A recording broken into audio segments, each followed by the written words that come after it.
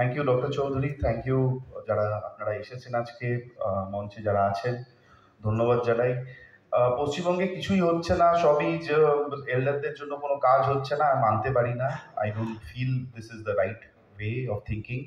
যে না, ঠিক আছে, দের আর প্রবলেম, ব্যাঙ্গালোরেও প্রবলেম আছে, দুবাইতেও প্রবলেম আছে, পশ্চিমবঙ্গেও প্রবলেম আছে, but there are people, there are youth, there are companies who are coming forward, যে না, কথা না বলে, আঙুল না তুলে, শুধু চিৎকার চেঁচামেচি না করে, করে দেখাও, পয়সা দাও, করো, তাহলে বুঝবো কাজ হচ্ছে কিনা। শুধু আমি বলে গেলাম যে না, জেরিয়াট্রিকদের এটা হচ্ছে না, এটা করছে না, I don't feel that is the right approach. Anyways, পশ্চিমবঙ্গে 20 বছর আগে তথ্য প্রযুক্তি সেক্টর যখন শুরু হয়, তার আগে ব্যাঙ্গালোর অলরেডি শুরু করে ফেলেছে। আইটি সেক্টর ধীরে ধীরে যখন শুরু করে, তখন ইনফিনিটি গ্রুপ, আমার company, we are the first one to set up IT park. Salt Lake Sector 5A, we have the highest stakeholders, we have the highest stake. সাতখানা আইটি পার্ক আমাদের কাছে এখন আছে।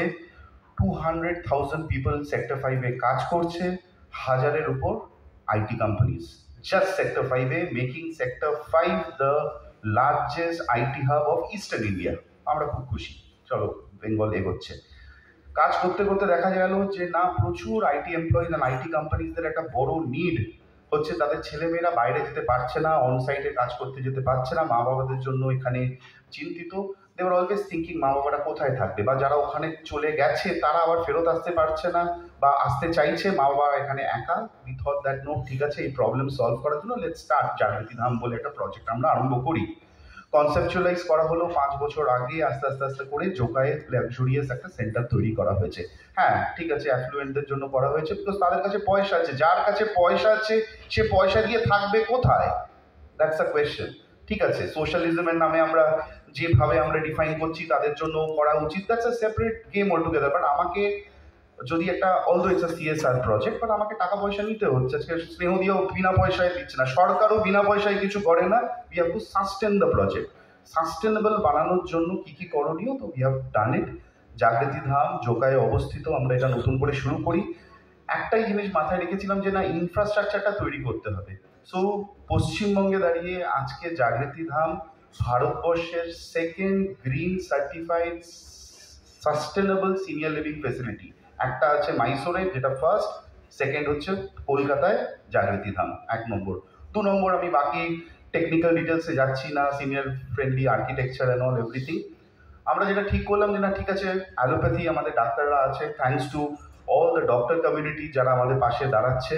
But at the same time alternative medicine নিয়েও প্রচুর লোকজন চিন্তিত।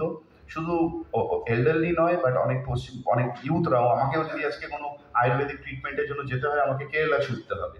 So we has brought in an alternative Ayurvedic state-of-the-art center at Jagriti Dham also. জীবাগ্রাম বলে যে সেন্টার আছে ফরিদাবাদে, তাকে আনা হয়েছে।